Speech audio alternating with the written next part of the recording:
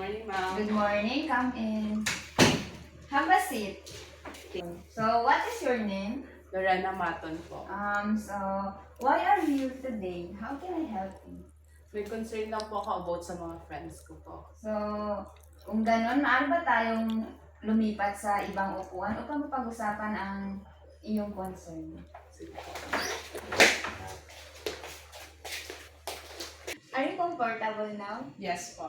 So, before tayo magsimula, maaari ka bang pumirma dito? Ito ay form consent na binibigyan mo ko ng permiso upang may record ko lahat ng pag-uusapan natin dito.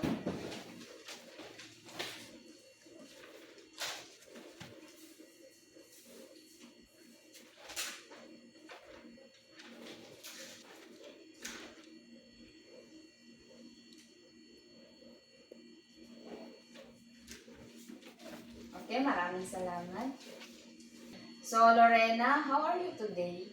I feel bothered po. Bakit ka nababother? Kasi po may kaibigan po akong hindi na po masyado kami na nag-uusap na hindi na po kami nagkakaintindihan po. So, sino kaibigan mo? Meron po akong kaibigan, yung best friend ko po, si Raya po. Ano ba ang nangyari? Pwede kang mag-share. Kasi po nito mga nakaraang araw, napapansin ko po na hindi niya na po ako kinakausap, na hindi na rin niya po ako tinitext. Tsaka nalaman ko na lang po sa ibang tao na yun po, nalaman niya po na lilipat po kami ng ibang bansa, which is sa Australia po. So, totoo bang lilipat kayo? Opo. Okay. So, sa tingin mo, ano ang maganda mong gawin upang mag-ayos kayo ng kaibigan mo? Naiisip ko po ngayon yung tama ko pong gawin is siguro kakausapin ko siya, ipaintindi ko sa kanya yung totoo kong nararamdaman, tsaka kung ano yung mga rason na kung bakit kami lilipat ng ibang bansa.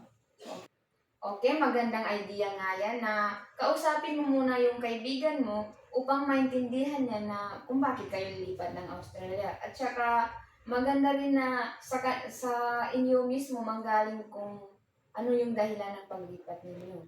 Siguro nga po gano'n na lang po yung gagawin ko. So, may iba ka pa bang gustong sabihin or ibang concern? Wala na po, yun lang po. So, kung ganun, maraming salamat sa iyong pagpunta. Sana naliliwanagan ka. Salamat din po. Maraming salamat! Good day everyone! I am Arapa Sakilantula and the 3 counseling leads that I use is first, clarification, next is probing, and last is approval. Clarification kasi, kinlarify ko yung client ko kung ano yung nararamdaman niya. And sa probing naman, tinanong ko si Lorena kung saan siya nababother and sinabi niya sa kaibigan niya. Last is approval. Inaprubahan ko yung desisyon niya na kausapin yung kaibigan niya upang magkaintindihan sila.